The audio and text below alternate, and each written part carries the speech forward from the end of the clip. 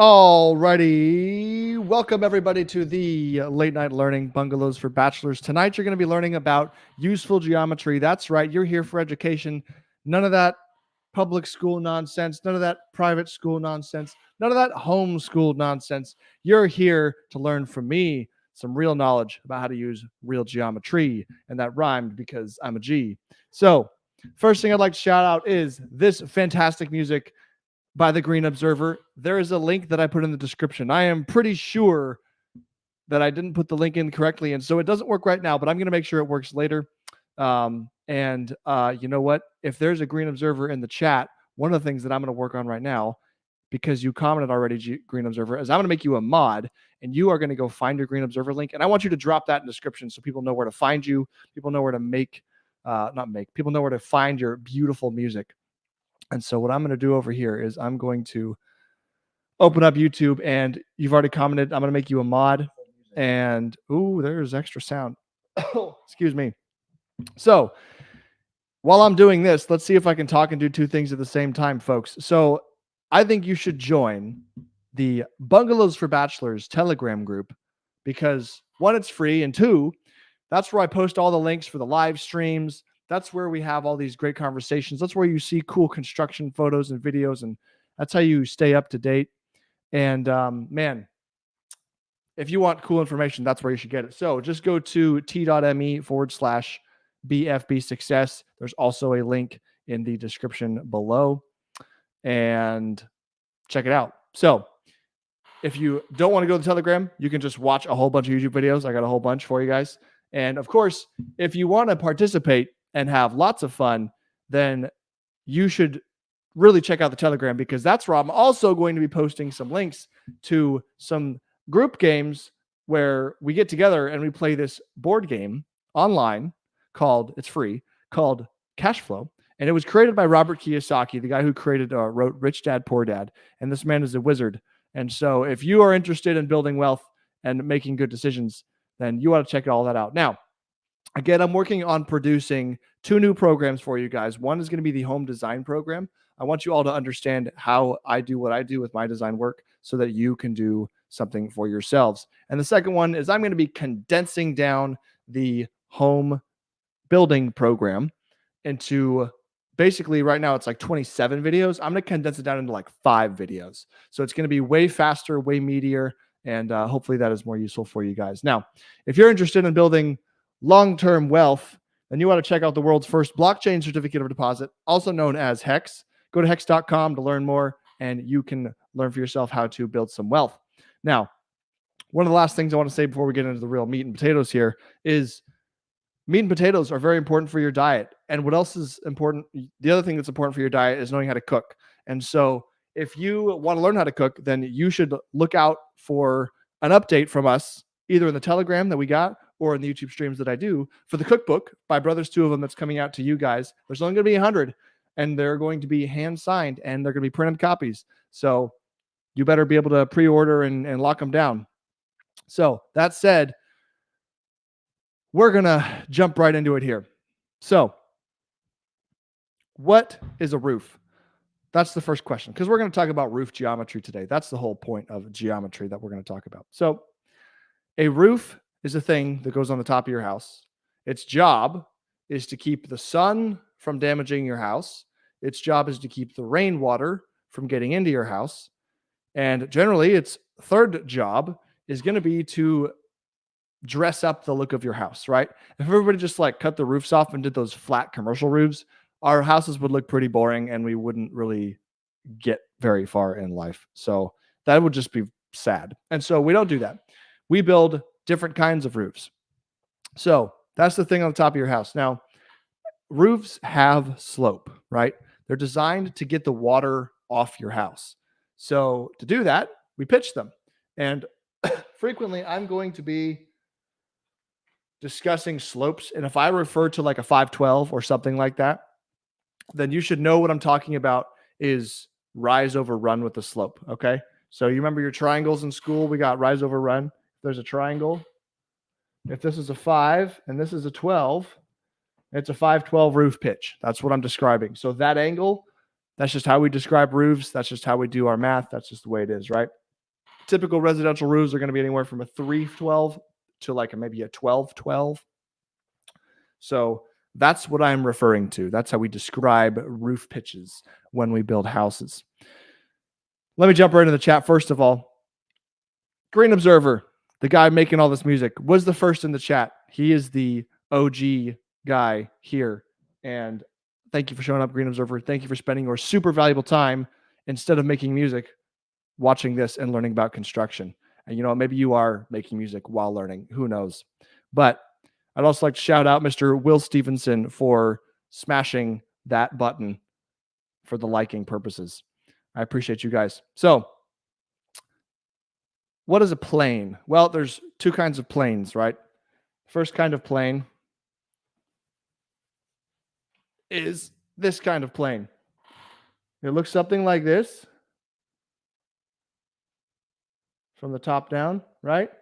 It's got wings and a tail, and it flies through the sky. And that's not the kind of plane that we are going to be discussing today. Today, we're going to be discussing geometric planes. Now, I don't know how much you guys remember from school, but you have to imagine a plane is like the step past a line, and a line is like a step past a point, right? So if you have a single point in space in our world where we have 3 dimensions, X, Y, and Z, right? This eraser occupies a single point in space, let's say, right? It has coordinates that we can describe mathematically as X, Y, and Z.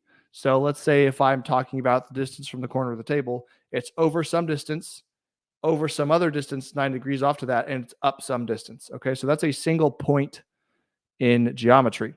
Now, if we take something like a marker, which is more like a line segment or something, right? But imagine the marker is infinitely long, and I hold this marker.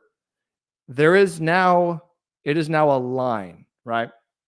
And the line is a different kind of geometry, right? In that it is infinitely long, but it also has, it's basically contained of a bunch of points, right? In one direction.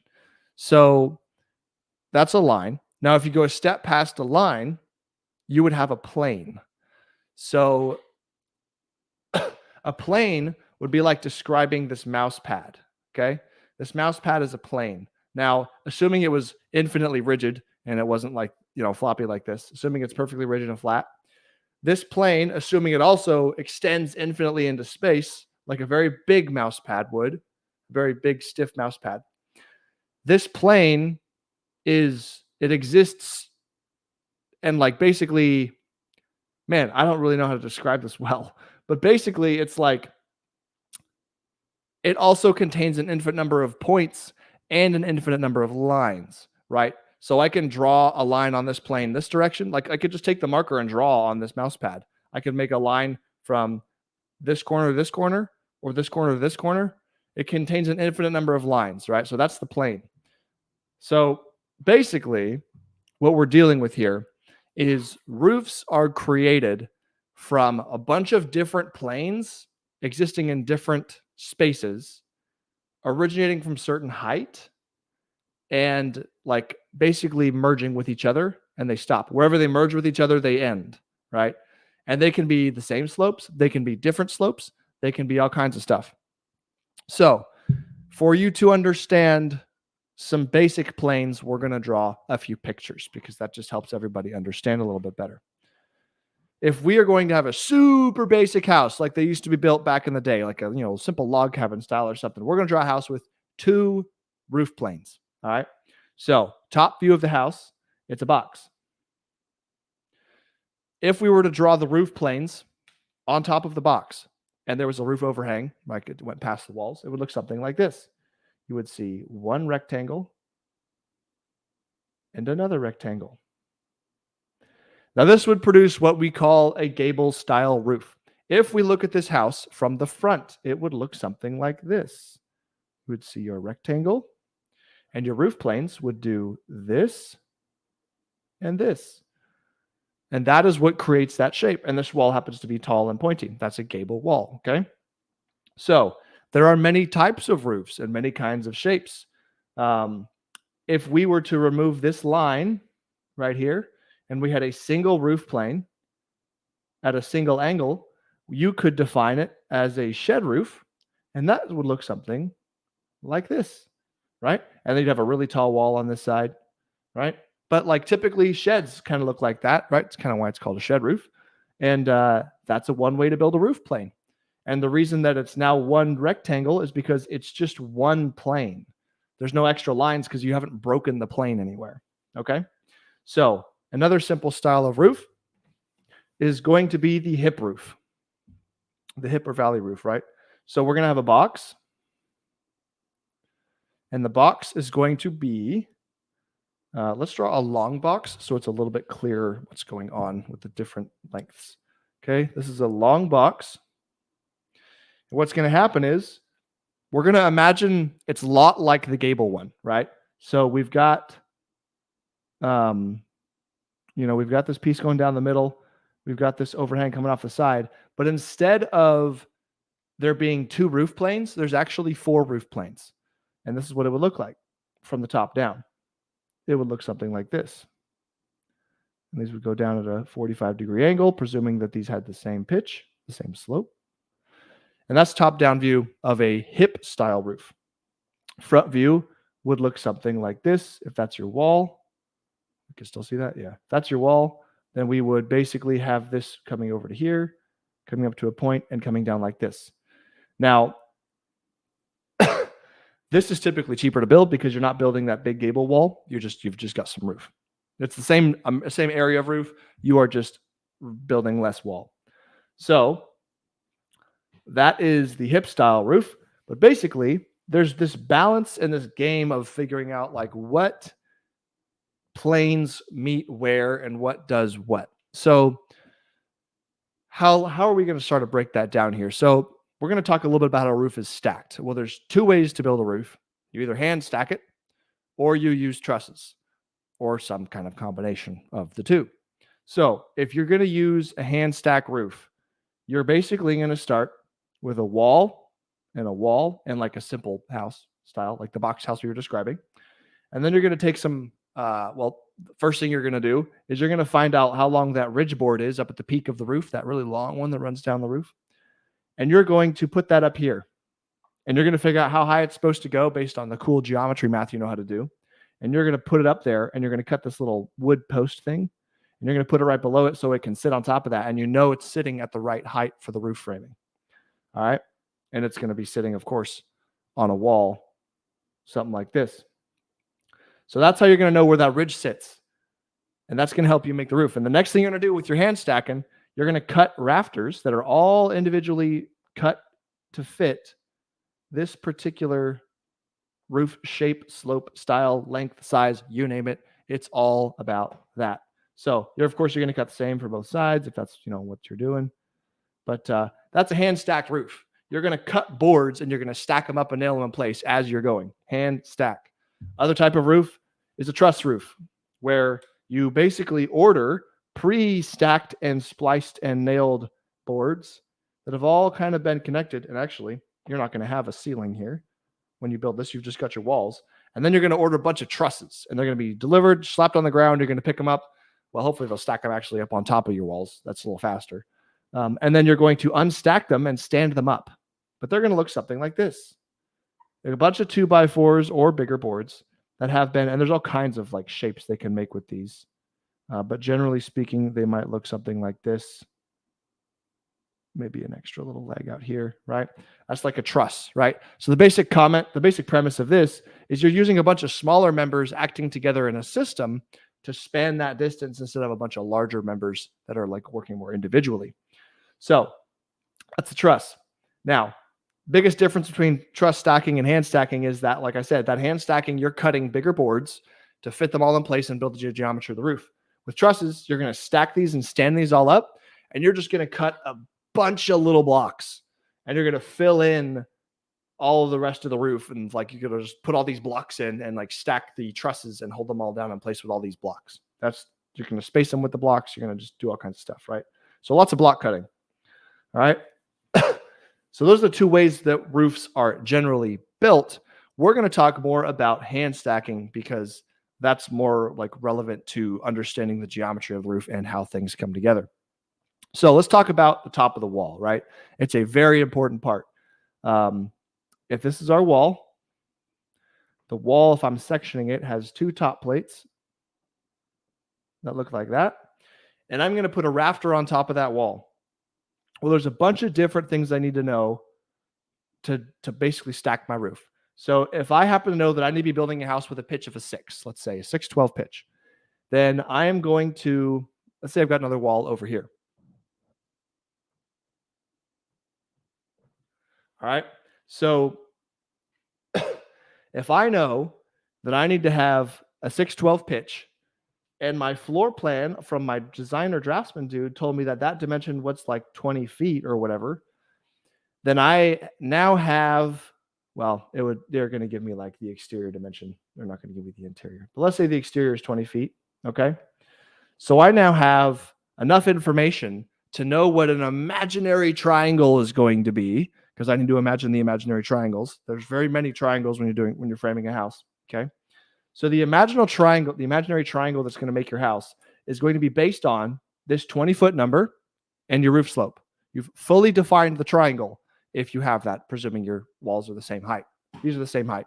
We're going to go with that.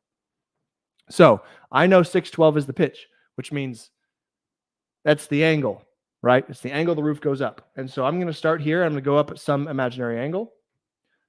And over here, I'm going to go up at some not imaginary angle, some defined angle in terms of slope.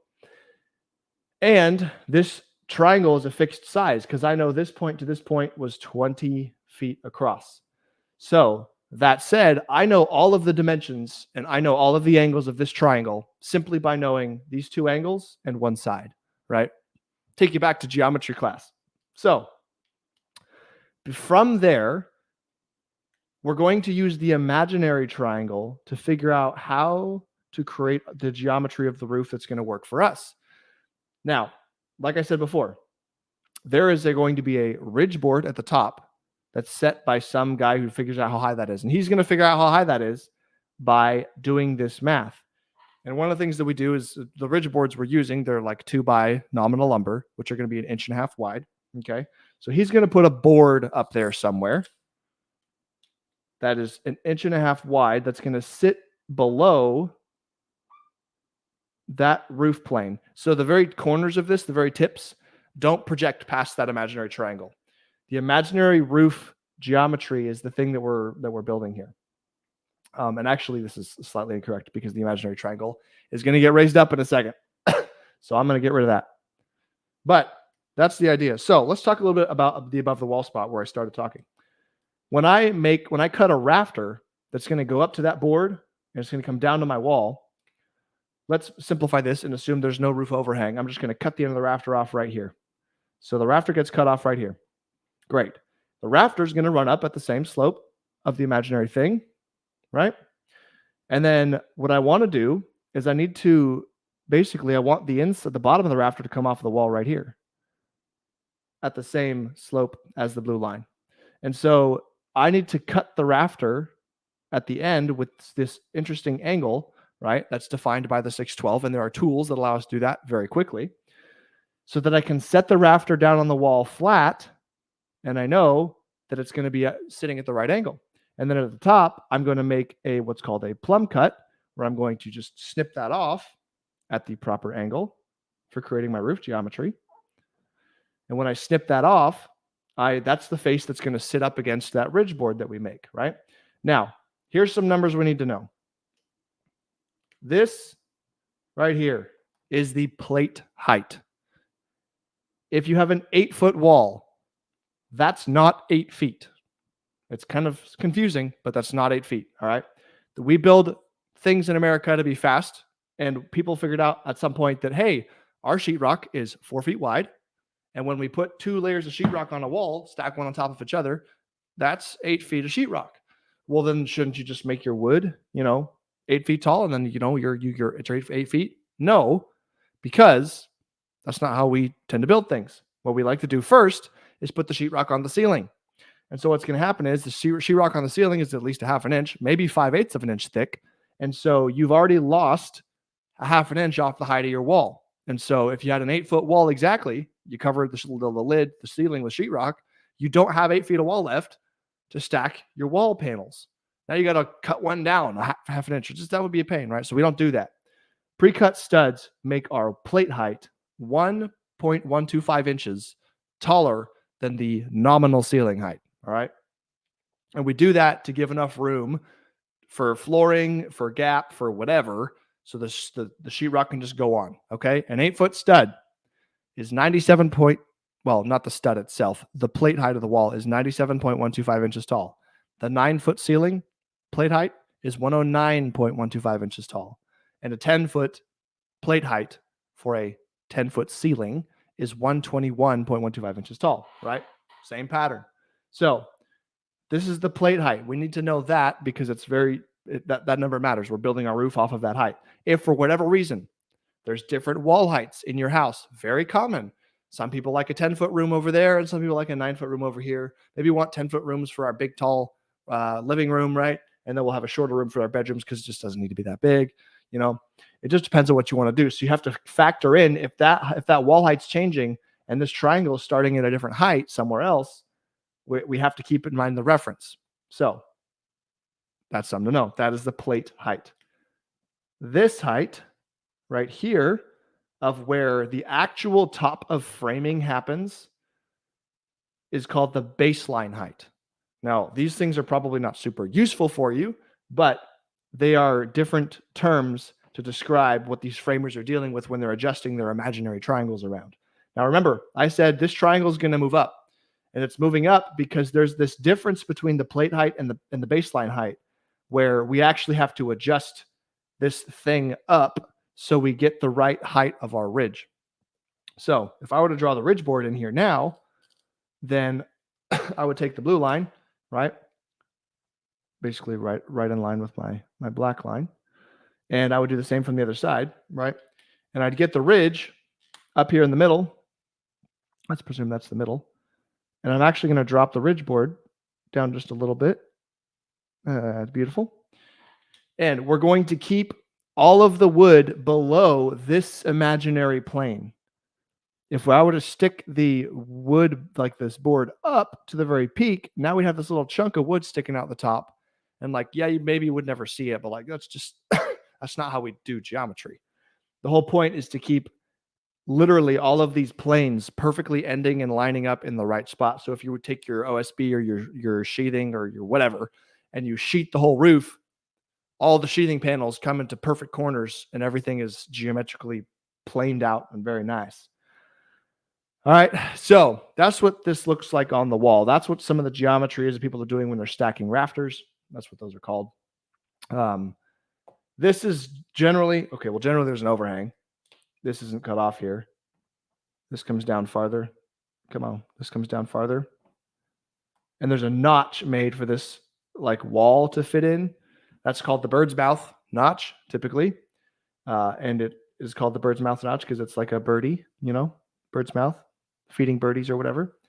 So you got to know where that notch is going to be, how deep it's going to be. And basically, there's a whole bunch of stuff you got to figure out here when you're framing to decide what all these are going to be.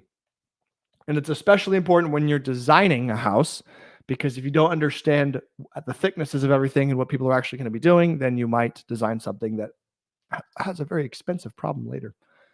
Also, I would like to, oh my goodness, what are the odds? I would like to announce that this is going to be probably one of the best streams in like 2 months where I've only coughed like once or twice. It's really great. I'm enjoying speaking like a normal human again. So quick shout out to the chat, guys. We got the Green Observer, who is glad to be here. Thank you, Green Observer, for coming in and learning. We got Mr. Zenith. Triangles all over the place. Boom, problem solved. You're right, sir. You are right. Triangles solve everything. We got Mr. Will Steven. It's a bird. It's a plane. That's the right kind of plane, I think. And then we got Mr. Zenith again. If in doubt, make more triangles. You are correct, sir. More triangles is always the solution. It's lots and lots of math, and most people should be able to do this in their head They got to be at least be able to visualize these geometric planes in their head in order to be a framer and stack roofs. That is something that's very important. People who have stacked roofs like this for a long time, they get very good at making these cuts and understanding the math that's behind this.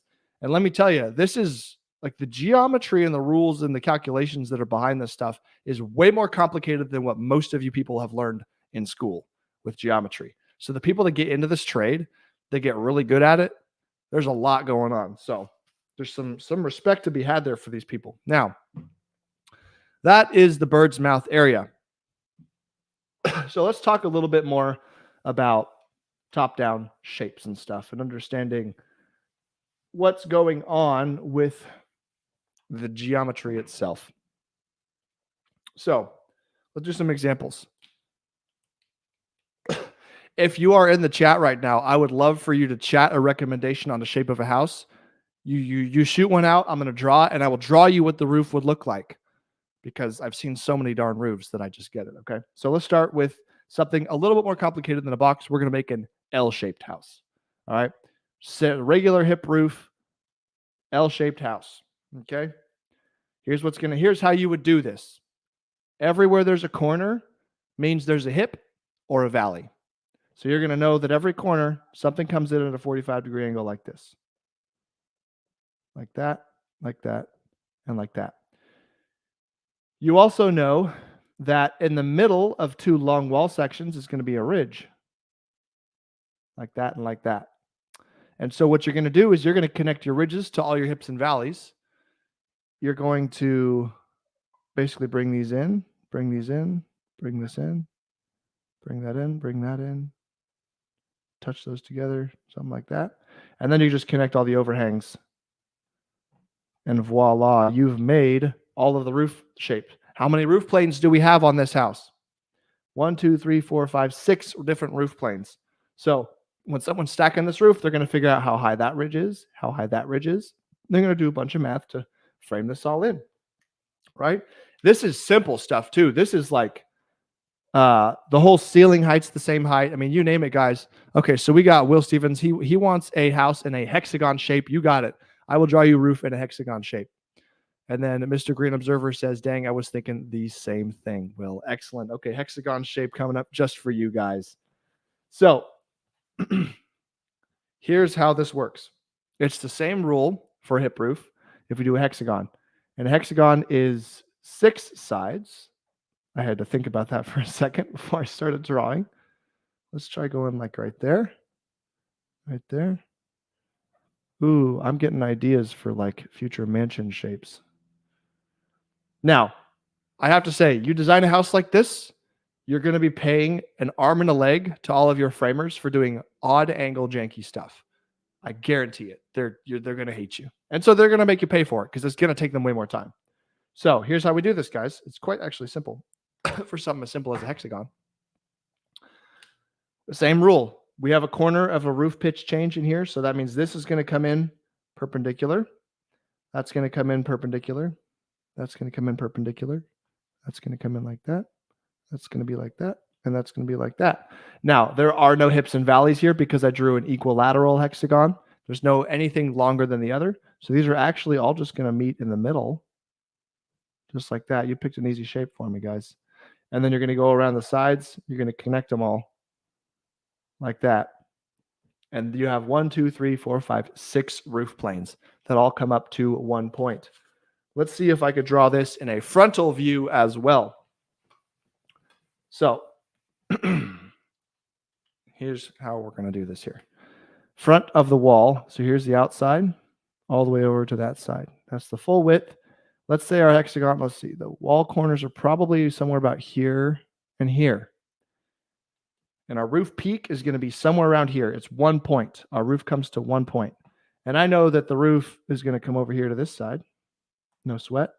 It's going to come over here to this side. No sweat. And then I know that it's also going to come down to this point right here and down to this point right here. And then I can just connect these roof planes straight across in a perfectly straight line. And that's how that would look from the front. So there you go, boys. There's your hexagonal roof shape. So If you have any other recommendations of anything more complicated, feel free to throw it in there. Otherwise, we're going to talk about a few more like special roof things. So some roof terminology here. If I've got a wall, roof comes down, roof goes up, and my soffit under here, think of the soffit's like the armpit of the roof. Okay. This is my armpit. This is their armpit. The soffit is the armpit. That's a sloped soffit, right? When we put the board up here, we're actually going to put it on the sloped bottom side of the rafter. This is a boxed soffit if it's flat. Okay. That means we flattened out this with another block and some more wood, and we're installing our panels nice and flat. That's a boxed end soffit. Let's see, what other kinds of terms? There's rafter ends, right? There's plumb cut rafter ends where the wall comes up, the rafter comes over, and the rafter is plumb cut, and there's a nice pretty fascia board sitting on here that everybody sees. That makes the edge of the roof. Or there's box cut rafter ends, which are a thing of the past. People don't do that anymore because it creates very difficult geometry. That's where you cut a perpendicular like square end on your rafter. And why that makes it so tricky is because the it's fine if you're doing like a gable house or something simple where you don't have any of these ends meeting each other. But if you have these ends meeting each other, I had one house where I had to do this with somebody and we literally couldn't figure out the math. So we had to just cut like 5 to 10 different angles until we finally got one that looked really good, and we just went with it. So we have one more recommendation from Mr. Will Stevenson. Jewish star-shaped house. Okay, the Jewish star. Oh, that's right. I know what that looks like. You go like this, and then let's see, you do something like this, right? You go maybe something like that. Is that's the Jewish star, right? I'm just kidding, guys. That's a joke. All right, Jewish star-shaped house is 2 triangles. All right, so we're going to ignore the circle part, and we're going to do the triangles. So let's do that. So first triangle. Ooh, this one's a little trickier. I like this. Second triangle. I got to try to make it as equal as possible. Okay, so now we're going to remove these. Ooh, this is going to be fun. What a good shape. Okay, so that's the shape of my house. Here's how we're going to do it, presuming all hip roofs. Okay, again, same rules apply. Everything's going to come to the center in a point here. I just happen to know that because I drew an equilateral shape. So this end, I'm just going to follow all these points in, perpendicular to the direction of the pointy thing. Wow, I missed there. Missed hardcore. Let's make that center bigger. Okay, just like this. Now, I've drawn all of the hips so far. Oh, you know what? No, I'm going to do this a little bit. That's not true. That's not really fair. Is that fair? Is that right? Yeah, that's right. No, that's correct. I'm correct. You're going to have the same result in shape. It's just that the slopes are going to be tricky here. The slopes are going to be really good. And after this, we're going to do a house shaped like Barbra Streisand. And then I will just blow your minds. Okay. So we drew all the hips. The hip is like the exterior corner, and the valley is like the interior corner. The water runs into valleys and it runs away from hips. So we're going to draw the valleys with a different color. We'll do green. Valleys are going to go down to the inside corner like that. And then we're going to connect the outside of the roof, the perimeter of the roof. This is the eave. Now, here is the real trick. Even though, like this looks pretty neat, like this is a pretty drawing.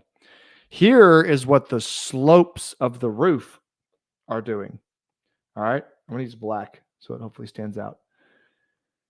You'd look at this and you would think, well, gee, like what's the water doing? And if you ever want to know how to know which way the water is going to flow on your roof, what you're going to do is you're going to look at the wall that the roof plane is based on.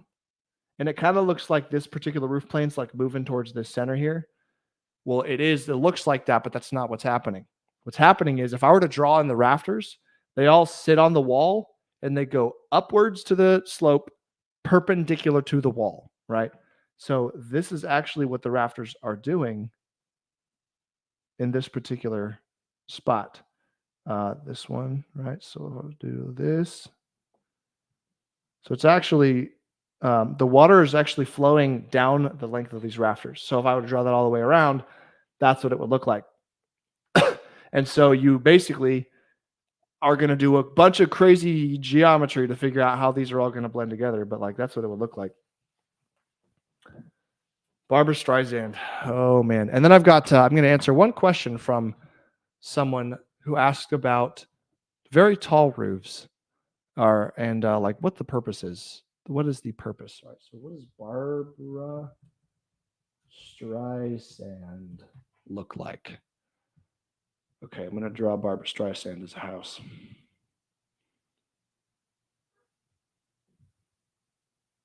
Wow, what's up with the nose? Okay, there's a profile of her face. I'm going to square things off a little bit, except maybe the back of her head. I'll keep that round for you guys. Okay, so we've got the neck. We're going to come up like this. We're going to have a rounded part. And then she got a hair thing going on. There's a nose sticking out. There's the lips. There's the chin. There's the neck. All right, so there's Barbara Streisand. And here's how we're going to frame her roof. We're going to, first of all, go back over here. All right, so again, first thing we think about is with hip roofs, we're going to look at all these corners and we're going to think, oh, okay, well, there's a hip coming off of that or something. Now, the other thing you want to think about with a hip valley roof is the wider the house is, the more room that rafter had to run, and that means the roof peak is now higher. And so I'm going to look in here and I'm going to think, wow, that is wider than that. So my roof's taller here, okay? And the reason that matters is I've got to figure out like where my highest point is and how this thing is going to look. So I'm thinking we have basically some parallel line here to here almost. And so there's going to be some kind of ridge right there, some kind of ridge. And then around this whole curve, this whole thing is going to be a whole bunch of small angled. This is how we do like circular roof shape. We just do a whole bunch of hips. All right. And then again, now this is perpendicular to this. So we're going to have some common rafters in here. They're going to go like that, straight down and land straight on the wall. Everyone's happy. Straight down, straight on the wall. Everyone's happy. I've got an inside corner here. So there's a valley. There's a valley. And that's a valley. And let's see. So there's going to be probably, let's fill this in one more. Another hip there. Another hip there kind of going on. Okay, so this peak is going to start to go down. I don't need as much height here. So let's kind of start over here and move upwards. So that is going to look like that. And it's going to come in until it hits this valley. That does the same thing. That's what that roof plane is going to look like. This is going to have the same thing. That's a hip. Let's see, that's moved up the same amount. And then, okay, of course, the roof goes all the way around like that. And then we are going to have a valley right here.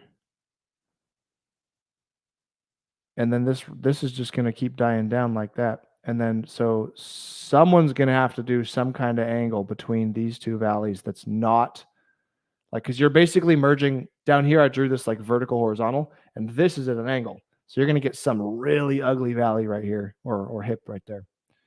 And this is going to come down and touch this.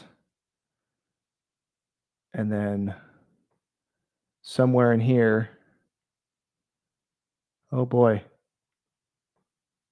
I have not quite been stumped, but this is a very interesting roof. It's going to look something like this, okay? Except not that, because I've got a wall here with extra. Oh man, Will. Remind me not to build any Barbra Streisand shaped houses. That is a hip. And it's going to have to like basically come up and do something like that. So that these are perpendicular. These are perpendicular. These are perpendicular. Those are doing that. These are doing that, obviously. That fills in there. And then, my big question mark is what's happening in here? I don't know. I'm going to admit that I've been stumped.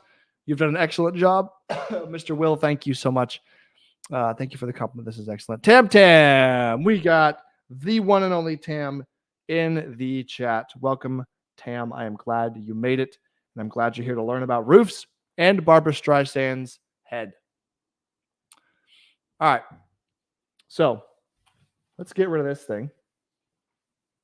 And I'm going to talk on one last topic here. So a very good man once asked me, why do people sometimes build really steep, tall roof pitches over houses where it looks like there's more roof than house? And what I'll describe here is very simple. I mean, it's basically you got your walls in your house, but you decide you're going to go something like this, right? And it's not quite like a chalet house, like a snow house. Like that would be all the way on the ground. This is just really tall roofs, right? And if you've got crazy subdivisions where people like to build just really big square footages, but all the builders in the area, for whatever reason, don't do crazy roofs, they'll just hip the whole thing out and it'll just end up being what it is. It'll be what it be, So if I have some house like this, and this, then you're going to get some monstrous roof like this, right? So you're going to have this come in, this is going to come in, and let's see. This is going to come in like this. This is going to come in like this. Those are going to meet. This one's going to do this. This is doing this. This is doing this. This is what happens when you just hip out the whole roof. All right, so these are going to come in together and meet in the middle. There's going to be some ridge until it meets this. And then it's going to, the ridge is going to travel up and over until these two meet. And then those two are going to meet somewhere over here. All right, let's fix that little broken part. Okay, those two are going to meet. This is going to come in until this hits it, like this. And then this is going to come down until that's a 45, and that's going to come up and meet that one. So that's how that one would look. Right? That's pretty crazy big. So what we're talking about here are these super big, tall, hipped out roofs. And there's a bunch of reasons people do this. Generally, the bigger and grander and taller your house looks, the more cool you are and the more affluence you have when you're keeping up with your neighbors, the Joneses.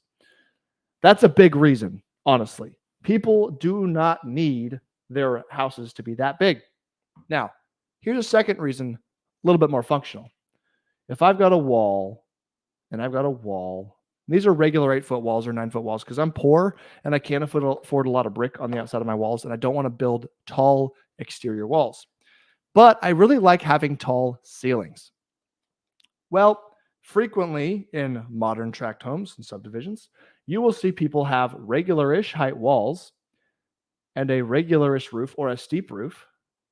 And what they'll do is they'll have some living room on the inside of the house where they can actually push the ceiling way the heck higher than the walls were on the outside of the house because they gained that attic space.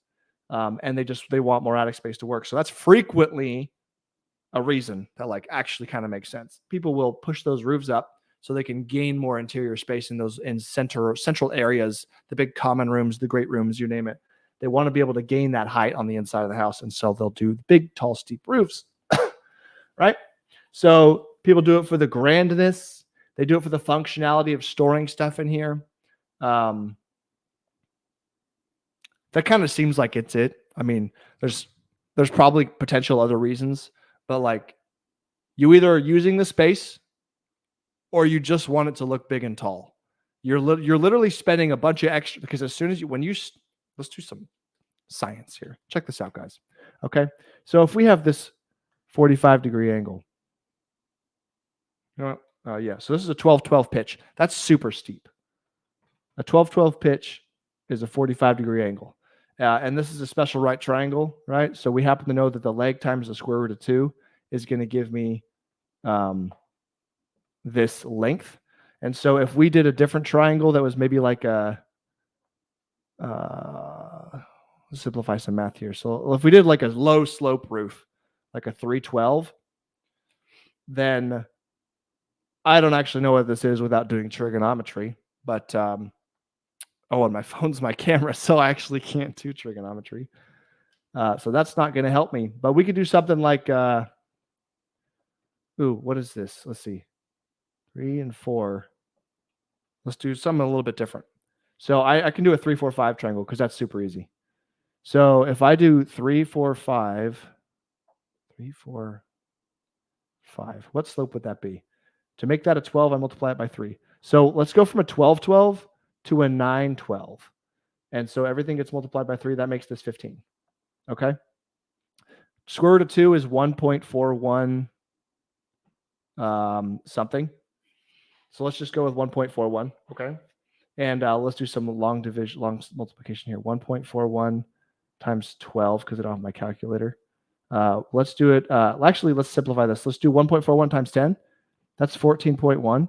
And then 1.41 times 2 is 2.82. 2.8, close enough. So we're just going to add that up. We have 16.9. So this dude is not, well, it is 12 square root of 12, but that is the same value as 16.9. So what they've done is, thank you, Will, ice cream cone roofs. You are correct, sir. So what they've done is they went from a 912, which is kind of steep, to a 1212, which is really steep. And they went from 15 to 16.9. So that is some like, oh boy, well, what is 10% of 15? 1.5? Is that right? Yes. 1.5 increase. So it's a little bit over a 10% increase. So if you are paying, I don't know, if you're getting a shingle roof, if you're paying like $50,000 for your roof and you just want it to be steeper, there you go. You're going to fork out an extra $10,000 just because you want it to look taller. Like, is that worth it? Like, and as you scale that over your whole house, like it just gets worse. So that's already kind of a steep thing, and that's super steep. So not a super great improvement. It makes a big difference when you go from like a 312 to a 1212, obviously. But man, that's a little bit about roofs. I hope that has been informative. And if you're never going to frame and worry about geometry, then really don't worry about it. But you should understand that, like, hey, those framer guys are doing a whole lot of math. And along with that comes sometimes error, right?